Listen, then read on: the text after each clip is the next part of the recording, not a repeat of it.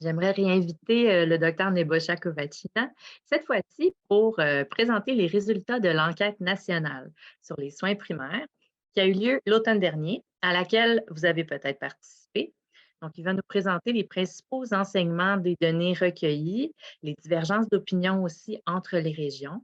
Et parce qu'il est là en tant que conférencier, je vais le présenter un peu plus longuement que tout à l'heure. Alors, le docteur Kovachina est médecin de famille à Montréal. Depuis 2017, il est directeur du programme d'amélioration continue de la qualité au département de médecine de famille de l'Université McGill.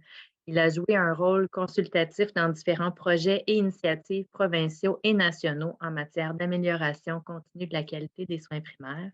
Au cours des dernières années, il a été responsable de l'ACQ pour le Collège québécois des médecins de famille et est resté impliqué dans différentes initiatives visant à promouvoir la sécu et l'amélioration des soins primaires à tous les niveaux.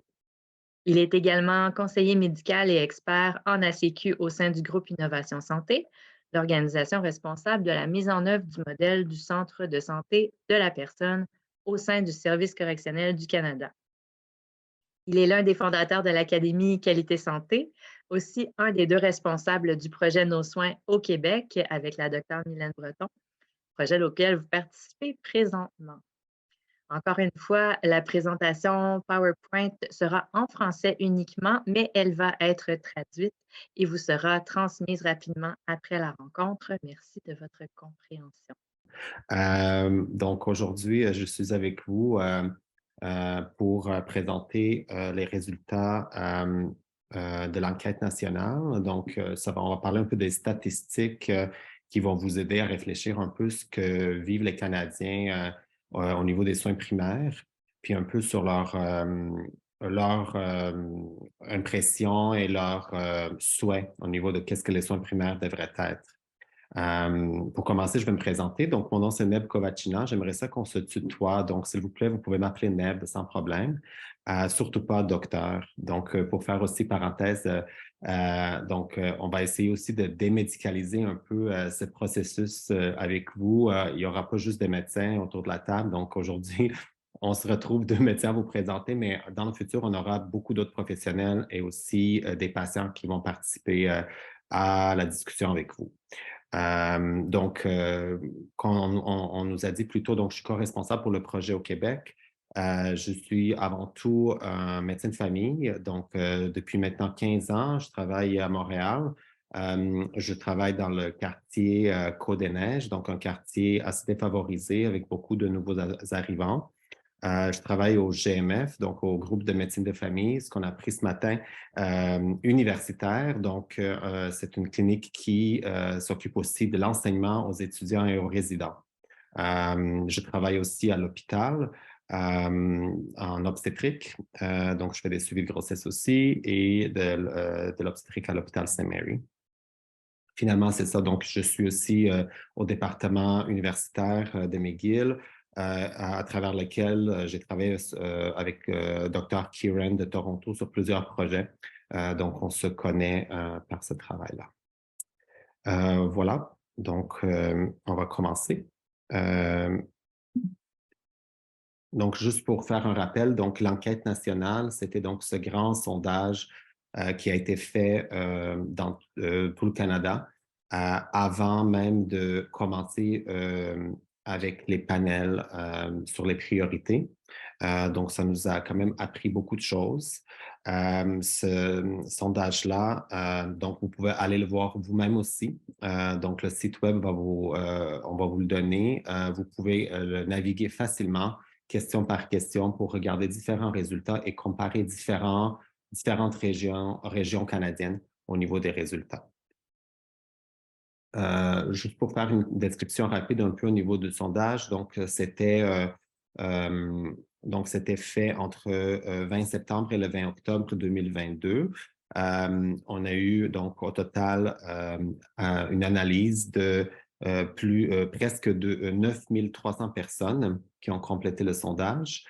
Comme vous voyez complètement à droite, dans la colonne à droite, il y a eu environ 27% des répondants en français, puis c'est un nombre très similaire au niveau des répondants du Québec. Donc, on est à peu près presque un tiers des répondants. Toutes ces réponses-là ont été combinées et pondérées selon les estimations du dernier recensement, selon l'âge, genre, éducation, revenu, langage et la région. Donc c'est important de savoir ça parce qu'en fait, pour donner un exemple, si 27 des répondants étaient québécois, ben on pondérait ces réponses-là par rapport à c'est quoi vraiment la proportion des Québécois au niveau du pays, au niveau de la population, pour ajuster la moyenne nationale. La même chose pour l'âge, pour genre, éducation, etc. Il y a eu toutefois des limitations, donc il faut savoir que certaines voix ont été absentes de ce sondage-là, donc on compte là-dedans les nouveaux arrivants, les populations autochtones, marginalisées, etc. Donc ça, il faut toujours prendre ces résultats avec un grain de sel, puis on vous le dit d'avance. Euh, je ne sais pas s'il y a une question. Je vous inviterais peut-être, je ne l'ai pas mentionné avant, mais à garder les questions pour la fin. Il va y avoir une période de questions, si ça vous convient à tout le monde. Merci. Donc voilà, donc ça c'est un peu juste une image, un peu de quoi ça a l'air l'explorateur des questions. Donc ça existe en français et en anglais et vous pouvez facilement aller chercher les réponses et regarder les résultats. Moi, aujourd'hui, donc, on va vous parler des résultats intéressants à garder en tête pour vos discussions futures. Euh, Bien sûr, donc, si vous avez des questions plus précises, vous pouvez nous les envoyer, puis on va sortir peut-être les données qu'il vous faut pour illustrer certaines problématiques. On va commencer en regardant de façon globale l'expérience des soins primaires, euh, ce qui a été reporté. Donc, on a pu colliger ça un peu dans sur les prochaines diapos. Donc, si on regarde de façon globale, on a trouvé que donc on a plus d'un adulte sur 5 au Canada qui n'a pas de médecin de famille ou de IPS attitré. IPS, c'est une infirmière praticienne spécialisée.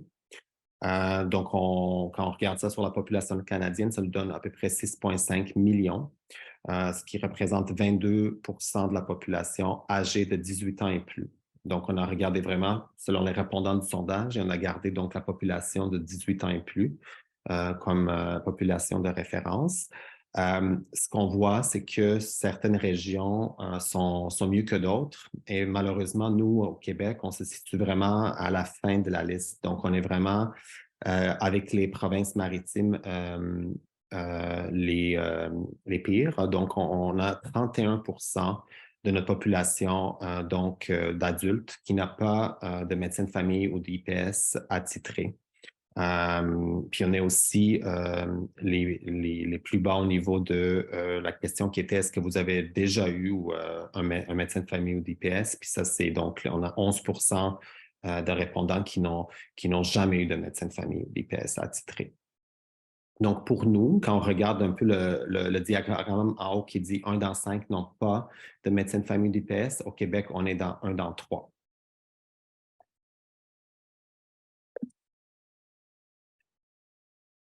Donc, parmi les personnes qui déclarent avoir un médecin de famille ou une IPS, on a posé la question suivante. Est-ce que votre médecin de famille ou quelqu'un d'autre de leur clinique est disponible pour traiter vos problèmes urgents dans les moments suivants? Et on a posé clairement c'est quoi ces moments-là. Donc, avant 9 heures, après 5 heures d'après-midi, les week-ends, donc samedi, dimanche.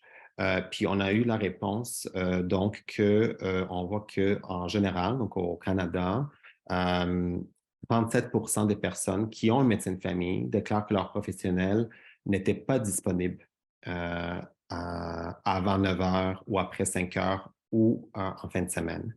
Le 27 des personnes interrogées ne savent pas si ces services sont disponibles dans leur lieu de soins.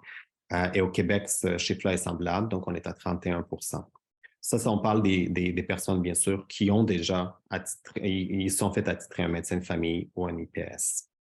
Je suis désolé d'avance si certains graphiques n'ont pas été traduits, donc ça va être un petit peu mix anglais-français pour certains graphiques. Je suis désolé pour ça. Donc, parmi les gens qui ont tenté de prendre un rendez-vous urgent, Donc, seuls 35 ont pu obtenir un rendez-vous le jour même ou le lendemain. Et environ un cinquième, donc 21 de ceux qui ont essayé d'obtenir un rendez-vous urgent ont dû attendre 2 semaines ou plus ou n'ont jamais pu en obtenir un. Donc, ça, c'est un peu les questions qui étaient posées au niveau de l'accessibilité dans le groupe donc, qui avait déjà un médecin de famille ou IPS attitré. Maintenant, quand on regarde les personnes sans médecin de famille, donc on parle d'un adulte sur 3 au Québec, on leur a posé une question de savoir, avez-vous un autre professionnel de santé attitré, donc autre que médecin de famille ou IPS? Au Canada, ce chiffre-là est donc 12 des répondants, mais au Québec, ça monte à 22. Donc, on a quand même une proportion plus grande de personnes qui se disent suivies par un autre professionnel de la santé qu'ailleurs au Canada. Et puis, quand on pose la question, qui est la personne donc, à qui vous parlez quand vous avez besoin d'être vu? Donc, les personnes qui n'ont pas de médecin ou de l'IPS. La plupart, donc, au Canada, nous disent que ce sont soit des médecins spécialistes, donc ils sont déjà suivis en spécialité, mais ils n'ont pas d'autres médecins que ça. Pharmacien, il est présent aussi. Puis bien sûr, ça se décline après dans d'autres professions de la santé, donc naturopathie, infirmière, spécialiste de santé mentale, travailleur social, etc. Ce qui est intéressant, c'est que la catégorie autre est quand même assez représentée. Et puis, on a demandé aux gens qui ont coché la partie autre de nommer ces autres professionnels. Ce qui revenait souvent, c'était la médecine privée, acupuncture, massothérapie, nutritionniste, etc. Donc, c'est important de savoir ça. On n'a pas vraiment eu le temps de sortir les réponses écrites de tout le monde pour vraiment regarder le pourcentage de certaines professions que d'autres. Mais c'est important de savoir qu'il y a cette catégorie-là. Quand on regarde du côté droit, donc par région, on voit qu'au Québec, il y a quand même eu beaucoup de réponses autres, donc comparé aux autres régions au Canada. Donc, ça nous porte à penser qu'au Québec, les gens consultent plus dans ces autres catégories de professionnels. Donc voilà. Donc, on voit quand même que les pharmaciens sont bien présentés au niveau de la proportion des autres professionnels. Les spécialistes, peut-être un peu moins qu'ailleurs dans les autres provinces, mais qu'on a une grande partie qui sont ces autres professionnels dont donc la médecine privée fait partie. Donc, quelque chose d'assez intéressant à garder en tête. Puis quand on voit aussi la question sur est-ce que vous devez payer pour les services de santé? Donc, on regarde dans la partie donc des répondants qui n'ont pas de médecin de famille ou d'IPS. On voit qu'une personne sur 5 au Canada déclare avoir dû payer des frais lorsqu'elle s'est fait soigner. Au Québec, ça monte. Donc, c'est une personne sur 3, donc 37 des répondants sans médecin de famille d'IPS qui ont dit qui devaient payer pour se faire soigner. Et quand on demande pourquoi, donc les frais étaient pour quel service, environ 80 des répondants disent que c'est pour la visite elle-même, donc pour la consultation qu'ils ont dû payer. Et puis, ça se décline après donc pour les médicaments, les documents, les papiers, tout ça. Ce qui est en une proportion plus basse un peu au niveau du Québec, donc au niveau de médicaments et tout ça, comparé au reste du pays, mais on garde quand même à peu près 80 des frais payés pour la consultation elle-même. Quand on regarde les endroits où les personnes consultent, donc les personnes encore sans médecin de famille ou sans IPS, où est-ce qu'ils consultent pour des problèmes non urgents? On a donc 50 des répondants qui disent clinique sans rendez-vous en personne, environ 27 qu'ils consultent à la clinique sans rendez-vous virtuelle. Et la troisième catégorie la plus fréquente, c'est la salle d'urgence à 24. Comme vous voyez, ça peut dépasser 100 parce que les participants pouvaient cocher plus qu'une réponse au niveau de où est-ce qu'ils consultent dans les cas non urgents. Maintenant, pour ce qui est de tenter de trouver un médecin de famille, Euh, donc, on a eu la réponse que 29 tentent de trouver un nouveau médecin de famille ou une nouvelle IPS et la plupart d'entre elles cherchent depuis moins de 2 ans. Donc, on regarde ici à gauche, êtes-vous en train de chercher un médecin de famille? Donc, à peu près 29 ont dit oui. Parmi les gens qui ont dit oui, on a regardé, donc, vous voyez la colonne au milieu du côté droit. On a 35 donc, qui ont déjà un médecin de famille ou une infirmière praticienne, donc qui cherchent un nouveau professionnel. Et on a à peu près 62 qui n'ont pas, au moment de la recherche, qui n'ont pas de médecin de famille ou d'IPS. Euh, donc, près d'une personne sur 5, 17 qui n'ont pas de médecin de famille d'IPS, ne recherchaient pas de médecin de famille à l'heure actuelle. Donc, ça aussi, on leur a posé la question, ben, pourquoi ne cherchez-vous pas de médecin de famille? Et la réponse la plus fréquente, c'était que ils se sentent en santé et ils n'en ont pas besoin. Donc, c'est 35 de ces réponses-là, donc au pays, 35 des répondants qui ont dit que c'était ça la raison. Au Québec, c'est même un peu plus. Donc, on est proche de 50 au niveau de pourquoi on n'a pas besoin de médecine de famille. Au Québec, on est proche de, je pense, 46 à ce niveau-là. Et encore une fois, la partie autre est plus élevée au Québec. Donc, on est à peu près moitié-moitié là, pourquoi les gens cherchent de nouveaux médecins de famille.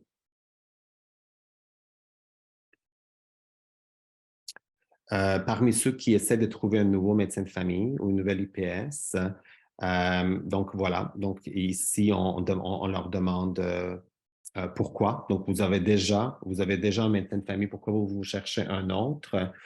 Au Canada, la catégorie qui était la plus nombreuse était celle de, ils n'étaient pas contents avec leur professionnel actuel et ils voulaient changer. Quant au Québec, la plus grande catégorie, c'était celle de mon médecin est en train de prendre la retraite et donc on doit changer de médecin. Donc, ça monte à 38 de répondants pour ceux qui ont dit que leur professionnel fermait la pratique et qu'il leur fallait un autre. Donc, moi, ça me rassure en étant un médecin de famille au Québec de dire que ce n'est pas parce qu'on n'aime pas nos médecins de famille. Alors, ce qui est important, on a demandé aux répondants de nous dire qu'est-ce qui est le plus important pour les patients. Et ici, c'est pas mal similaire dans toutes les régions du Canada. Et donc, 98 des Canadiens estiment qu'il est important que tout le monde ait un accès à un médecin de famille ou une IPS ou à une équipe de professionnels de la santé qu'ils peuvent consulter régulièrement. Comme vous voyez ici dans les cercles en bas, ce que les patients valorisent le plus chez leur médecin de famille ou leur infirmière praticienne, c'est que ces professionnels-là les connaissent personnellement et tiennent compte de tous les facteurs qui influencent leur santé. Donc, 92 des répondants ont coché cette priorité-là. Après ça, il arrive accès. Donc, 91 ont dit que ces groupes-là ou ces professionnels-là facilitent l'accès aux soins durant la journée de 9 à 4 heures. Après ça, 88 qui peuvent prodiguer la plupart des soins. 88 aussi ont dit qu'il assure la coordination des soins que les patients reçoivent à différents endroits. Et finalement, 87 ont dit que c'était important qu'ils prennent leur défense. Donc, ils les défendent un peu à tous les niveaux. Donc, c'est quand même intéressant de voir ce que la population pense qui est important au niveau de leur professionnels de la santé qui les suivent. 88 aussi pensent qu'il est important d'avoir leur médecin de famille ou IPS à proximité de leur domicile. Et au niveau de l'accès aux informations, les répondants veulent aussi un meilleur accès. Donc, 75 pensent qu'il est important d'avoir un accès en ligne pour consulter leurs renseignements médicaux et 93 pensent qu'il est important d'avoir un dossier médical unique que tous les professionnels de santé de la province peuvent utiliser. Maintenant, on va jeter un coup d'œil rapide sur les cliniques sans rendez-vous et télémédecine. Donc, au niveau de télémédecine, donc soins virtuels avec votre médecin de famille. Donc, on a demandé au cours de l'année dernière, de nombreux Canadiens ont communiqué virtuellement avec leur médecin de famille. Donc, 71 c'était par téléphone, 18 par courriel ou messagerie sécurisée et seulement 5 par vidéo.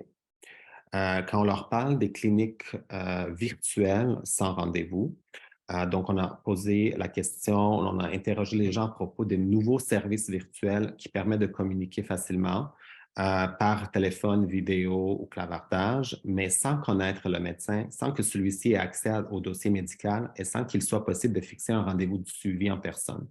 Donc, des célèbres cliniques sans rendez-vous virtuels où on peut accéder facilement à une opinion médicale. Donc, 57 des répondants ne souhaitent pas utiliser un nouveau service virtuel s'ils sont offerts par une entreprise privée. 70 des répondants ne souhaitent pas utiliser les nouveaux services si l'entreprise qui gère le service reçoit des paiements d'une entreprise pharmaceutique ou est détenue par une telle entreprise.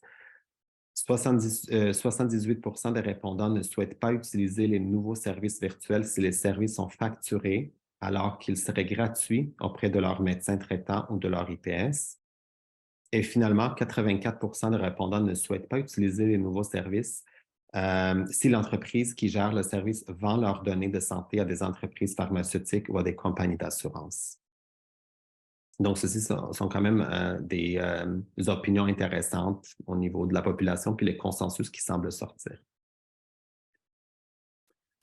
Au niveau des soins primaires en équipe multidisciplinaire, donc un peu ce qu'on a entendu parler un peu plus tôt, c'est rassurant de savoir que les soins primaires en équipe recueillent un soutien important. Donc, 90 des répondants déclarent qu'ils accepteraient obtenir des soins d'un autre membre de l'équipe si leur médecin de famille ou leur IPS les recommandait.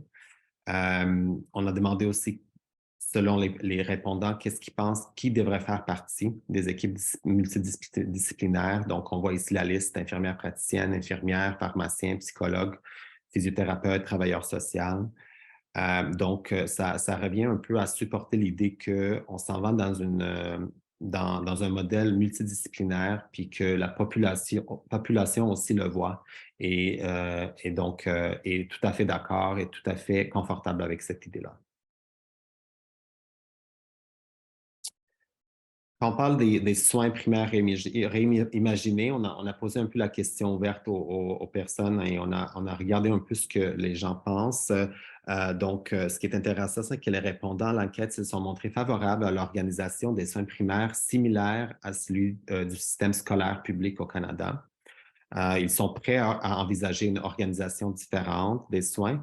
Et puis, ils privilégient les options qui leur permettent d'avoir un lien avec un seul professionnel de la santé. Donc, encore ce concept de continuité qui semble ressortir. Donc, on a dit que 91 sont prêts à consulter une IPS pour la plupart de leurs soins. Pour vous donner juste un exemple, au Québec, on est encore à peu près à plus de 95 des patients qui se disent être suivis par un professionnel qui disent que c'est un médecin de famille. Donc, on a moins de 10 des patients qui sont suivis par des IPS à l'heure actuelle. 76 sont prêts à consulter un médecin de famille ou une IPS dans une clinique de groupe où les dossiers sont mis en commun, même s'il fallait renoncer à voir la même personne de façon constante. Puis finalement, 65 sont prêts à choisir parmi une liste de médecins de famille disponibles à proximité plutôt que de pouvoir choisir n'importe qui dans la province. Donc, ils sont quand même ouverts à ces idées-là. Voilà. Donc, je pense que j'ai fait le tour un peu des messages clés. Je vous remercie pour votre attention. Puis, comme je vous ai dit, cet outil-là, il est vivant. On peut aller chercher de l'information à travers différentes questions qui étaient posées dans le sondage. On vous invite d'aller chercher ces informations-là. Puis, s'il faut ressortir les données un peu plus par Québec ou par certains groupes ou par certaines populations, vous pouvez nous le dire, puis on va vous aider là-dedans. Et voilà.